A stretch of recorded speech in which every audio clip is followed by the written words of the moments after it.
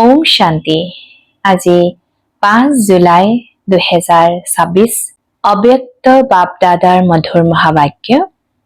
Original date 15 December 2010। আজিৰ মুৰলীৰ হেডলাইনটো হ'ল মোৰ মানে মেৰা বুধক তোমাৰ মানে তেৰালৈ পৰিৱৰ্তন কৰি নিশ্চিন্ত বাদশাহ হোৱা।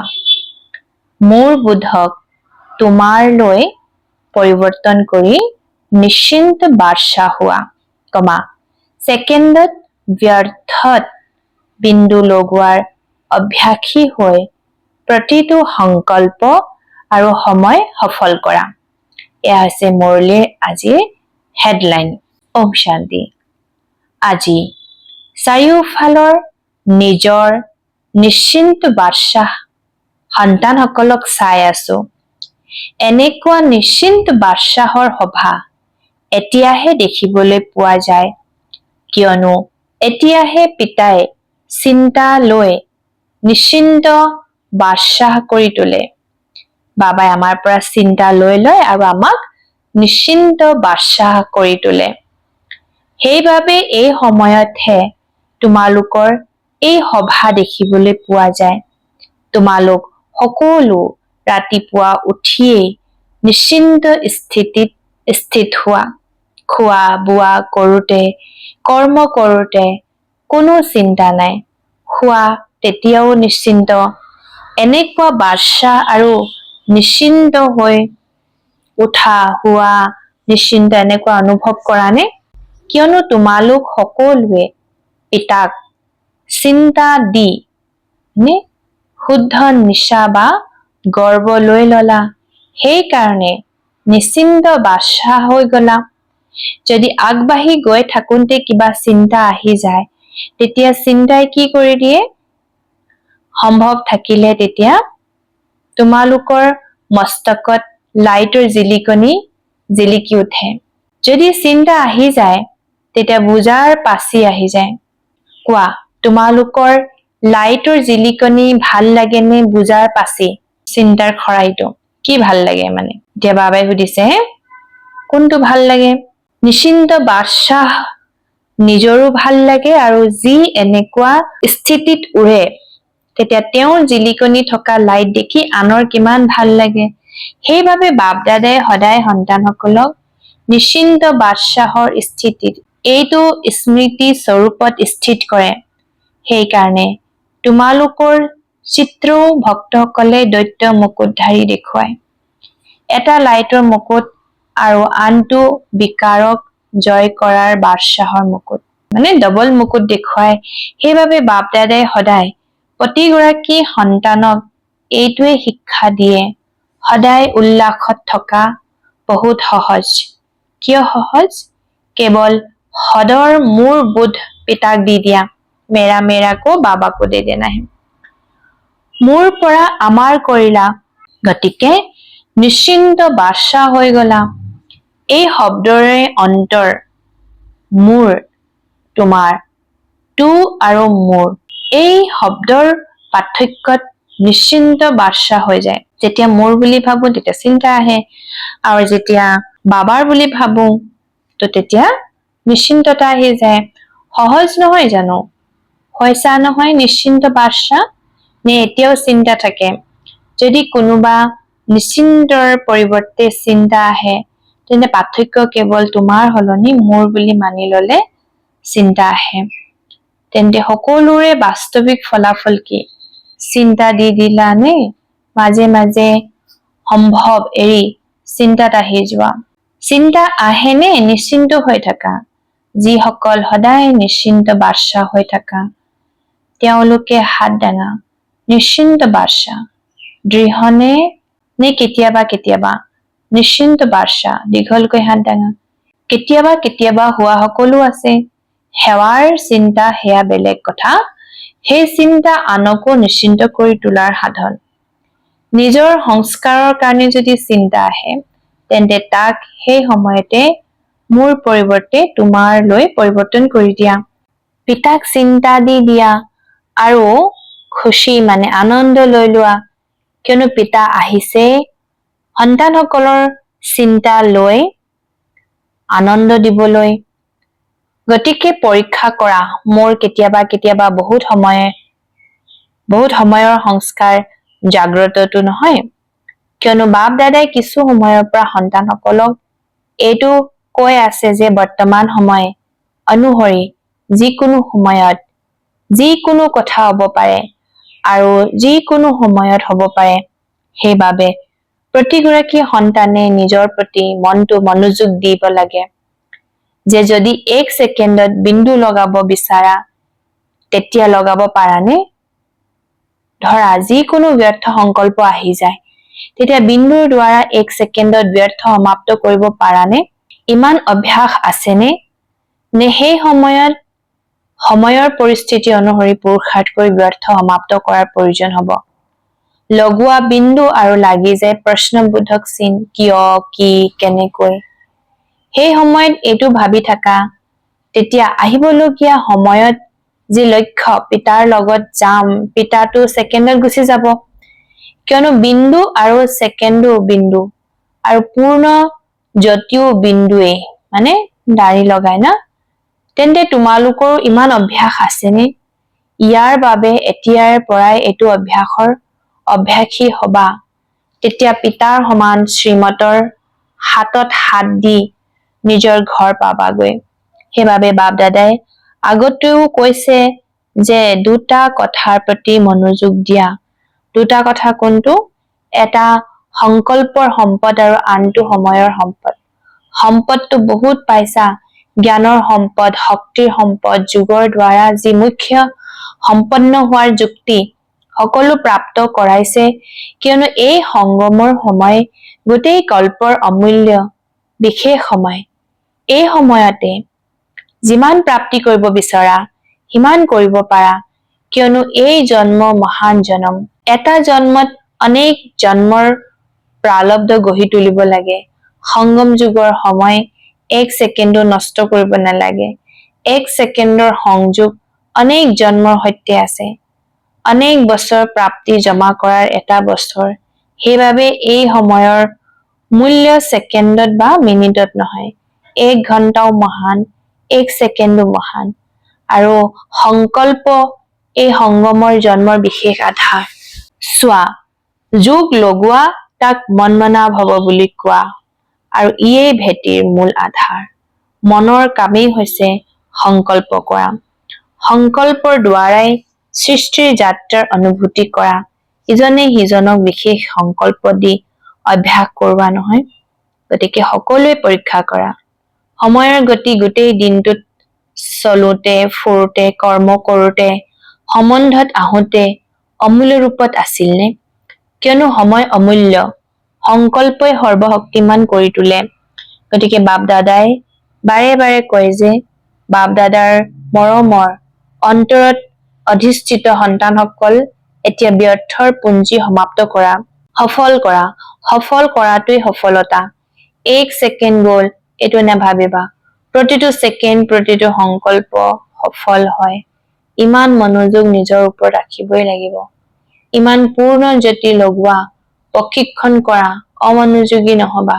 বাপ দাদাই কৈছিল, কিন্তু মই বুজি নাপালো, সময়ৰ কথা নাভাবিলো, সময় ইমান তীব্ৰ গতিত গৈ আছে।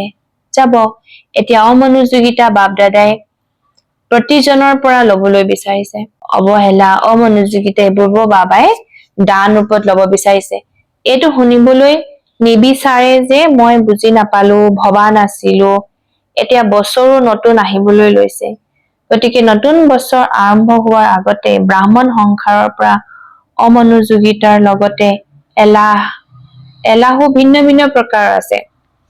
ইয়াক এতিয়া যিটো বছৰ পুৰা হবলৈ সময় আছে, ইয়াত অভ্যাস আৰম্ভ কৰা আৰু যেতিয়া নতুন বছৰ আৰম্ভ হব তেতিয়া সাহস ৰাখি সংকল্প কৰিবা আৰু ইয়াক বিদায় দিবা। বছৰৰ লগতে ইয়াকো বিদায় দি দিবা। দিব পাৰিবানে? দিব পাৰিবানে? যিসকলে দিব পাৰা তেওঁলোকে হাত দাঙা। সকলোৱে হাত দাঙিলে বাহ সন্তান, বাহ। হাত দাঙোতে বাপ দাদাক বহুত আনন্দিত কৰা। বাপ দাদাই দেখিছে যে বহুত সন্তানৰ হাত দঙাৰ প্ৰতিদান দিয়াৰ স্মৃতি থাকে আৰু কোনোৱে স্মৃতিত ৰখাটো অমনোযোগী হৈ যায়।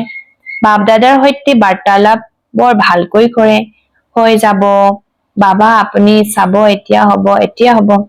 বাপ দাদাইও এনেকুৱা অমনোযোগী সন্তানসকলৰ কথা শুনি মিচিকিয়াই হাঁহে আৰু কি কৰিব, ভাল কথা, ভালেই কৰিব লাগে এয়া বহুত ভাবে, কিন্তু কৰি আছে নে নাই পৰীক্ষণ আকৌ কি কৰিব, অমনোযোগী হৈ যায়।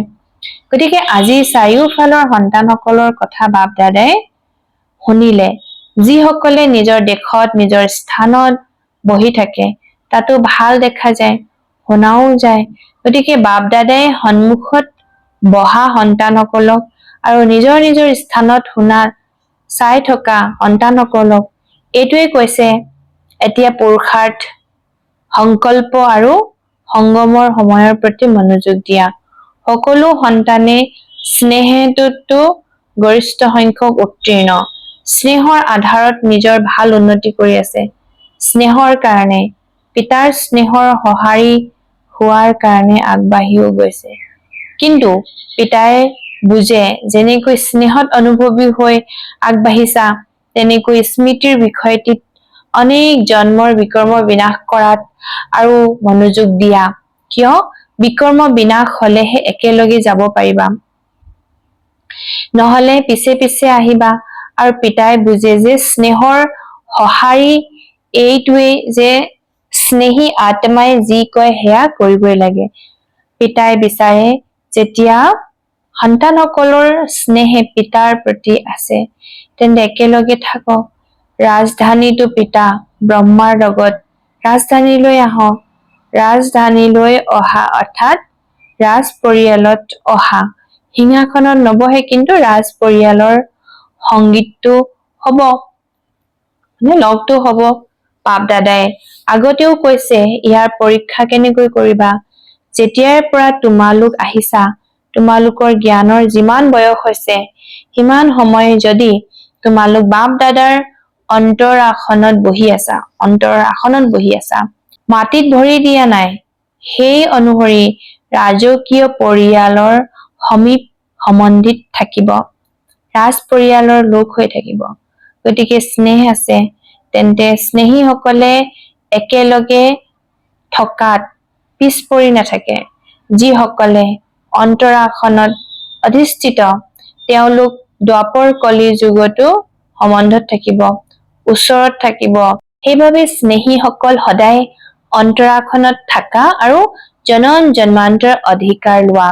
সেইকাৰণে বাপ দাদাই প্ৰতিগৰাকী সন্তানক স্নেহ কৰে। বাবাই প্ৰমাণ পত্ৰ দিলে যে স্নেহৰ বিষয়টিত গৰিষ্ঠ সংখ্যক উত্তীৰ্ণ। এতিয়া সকলো বিষয়ত উত্তীৰ্ণ হব লাগে, ওচৰত থাকিব লাগে। প্ৰথমবাৰ অহা সন্তানসকল থিয় হোৱা। প্ৰথমবাৰ আহিছা, আধা শ্ৰেণীটো নতুনেই দেখোন আহিছা। বাপ দাদাই অহা সকলক, ফাৰ্ষ্ট টাইম মধুবন অহা সকলক আদৰণি জনাইছে। অভিনন্দন। প্ৰথমবাৰ অহাৰ বাবে অভিনন্দন। যদিও পলমকৈ আহিছা, তথাপিও একেবাৰে সেই সময়ৰ আগতে আহিছা। এতিয়া এইটো মনোযোগ দিবা যে কম সময়ৰ ভিতৰত তীব্ৰ পুৰুষাৰ্থী হৈ নিজৰ ভৱিষ্যত যিমান বঢ়াব বিচাৰা, তীব্ৰ পুৰুষাৰ্থৰ দ্বাৰা আগবাঢ়িব পাৰিবা।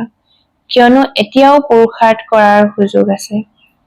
যিমান আগবাঢ়িব বিচৰা, সিমান আগবাঢ়িব পাৰা।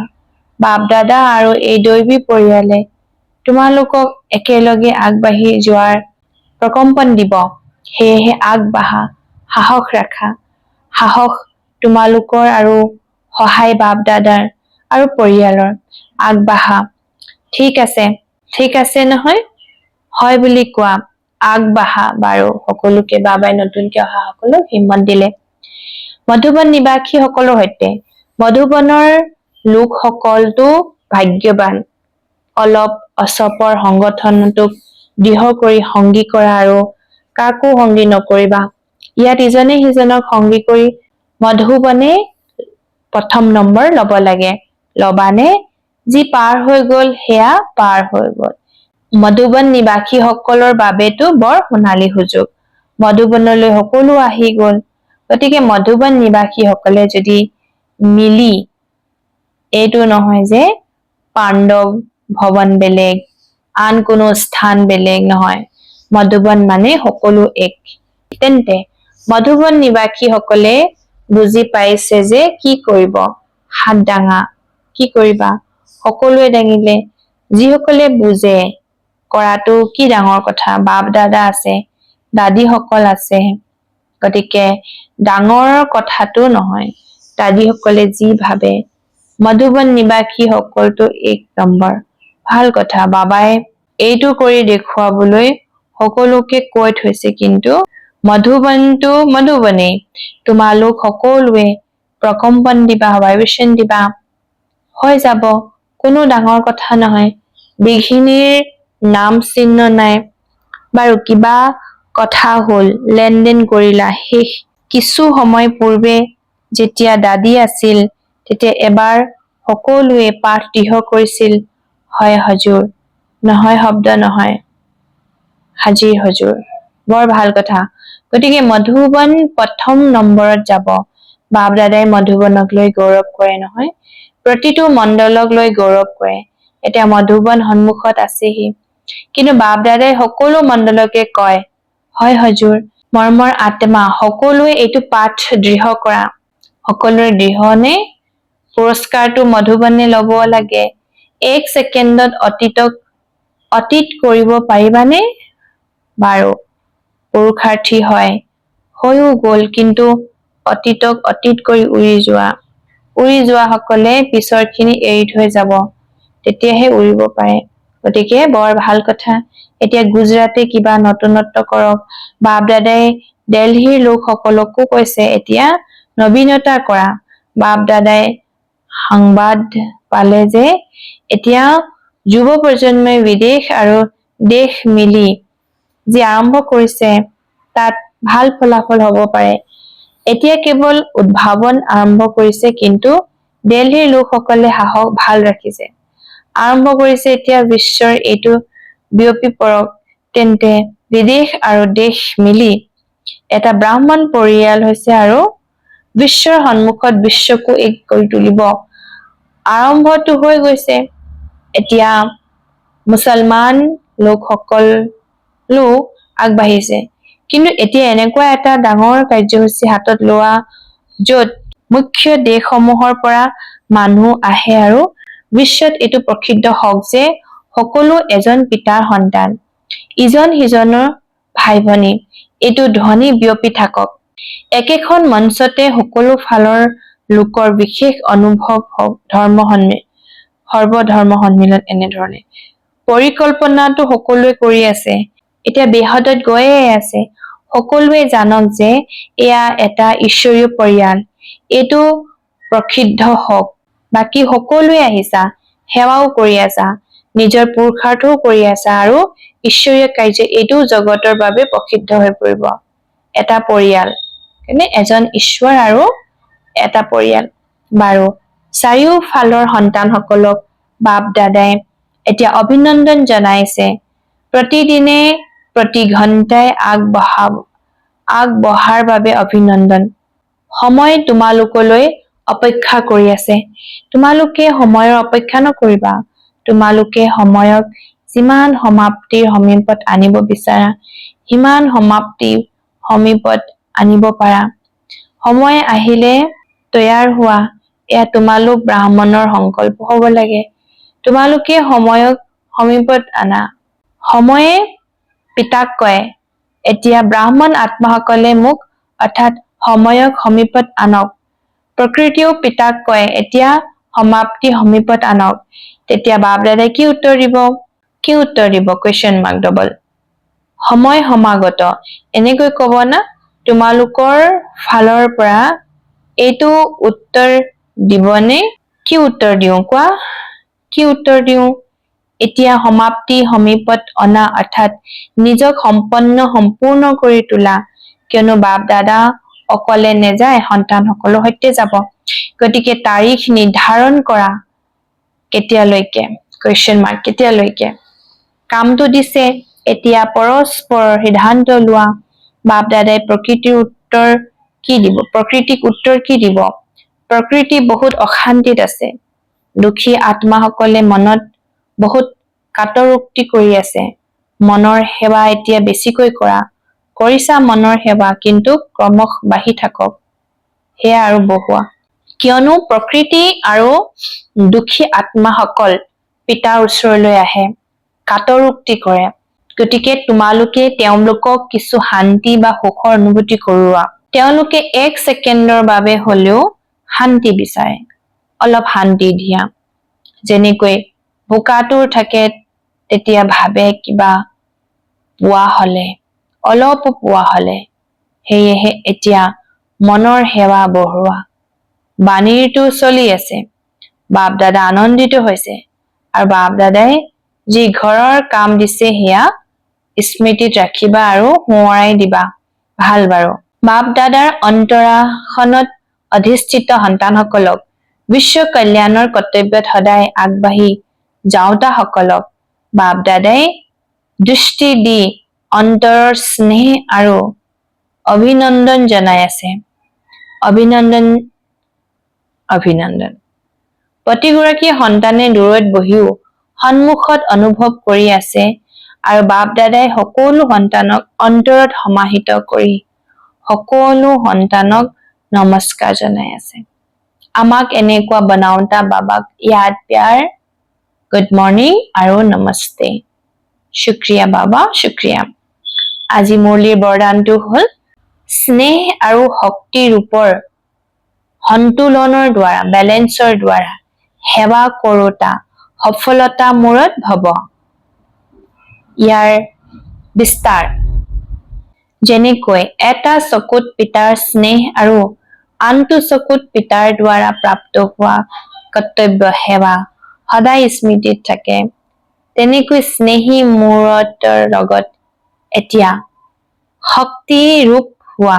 স্নেহৰ লগতে শব্দ এনেকুৱা প্ৰভাৱশালী হওক যাতে যিকোনো লোকৰ হৃদয় বিদীৰ্ণ কৰি দিয়ে।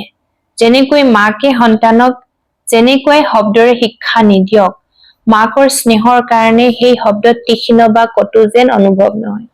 তেনেকৈ জ্ঞানৰ যিবিলাক সত্য কথা আছে সেয়া স্পষ্ট শব্দত কোৱা, কিন্তু শব্দত স্নেহ সমাহিত হৈ থাকক, তেতিয়া সফলতা মূৰত হৈ যাবা। শ্লোগান: সৰ্বশক্তিমান পিতাক সংগী কৰি লোৱা, তেতিয়া অনুশোচনা কৰাৰ পৰা বাচি যাবা। সৰ্বশক্তিমান পিতাক সংগী কৰি লোৱা, তেতিয়া অনুশোচনা কৰাৰ পৰা বাচি যাবা। ওম শান্তি। আজি অব্যক্ত ইংগিত: জ্বালা স্বৰূপ স্থিতিত থাকি শক্তিশালী স্মৃতিৰ অনুভৱ কৰা। যেনেকৈ সূৰ্যৰ কিৰণ বিয়পি পৰে, তেনেকৈয়ে মাষ্টাৰ সৰ্বশক্তিমান স্থিতিত থাকি শক্তি আৰু বিশেষত্বৰূপী কিৰণ চাৰিওফালে বিয়পি পৰাৰ অনুভৱ কৰা। ইয়াৰ বাবে মই মাষ্টাৰ সৰ্বশক্তিমান বিঘ্ন বিনাশক আত্মা এইটো উচ্চ সমানৰ স্মৃতিৰ আসনত স্থিত হৈ যোগ জ্বালা ৰূপ কৰি তোলা। তেতিয়া কোনো বিঘিনি সন্মুখলৈ আহিব নোৱাৰে। যোগটো কি ৰূপ হৈ যাব লাগে? জ্বালা ৰূপ, অগ্নি ৰূপ। আচ্ছা, ওম শান্তি। ওম শান্তি। বিশেষ আজি বাবাই মোৰ শব্দটোক তোমালৈ, মোৰ মানে মেৰা মেৰা শব্দটোক তেৰা তেৰা লৈ ৰূপান্তৰিত কৰিবৰ কাৰণে শ্ৰীমত দিছে। ছেকেণ্ডত ব্যৰ্থত বিন্দু লগোৱাৰ অভ্যাসী হয় প্ৰতিটো সংকল্প আৰু সময় সফল কৰিব কৈছে। আচ্ছা, ওম শান্তি।